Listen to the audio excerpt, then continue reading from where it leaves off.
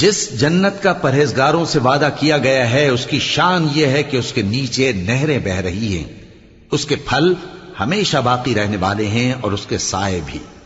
یہ ان لوگوں کا انجام ہے جو متقی ہیں، اور کافروں کا انجام دوزخ ہے۔ اور جن لوگوں کو ہم نے کتاب دی ہے وہ اس کتاب سے جو تم پر نازل ہوئی ہے خوش ہوتی ہیں، اور بعض فرقے اس کی بعض باتیں نہیں بھی مانتے۔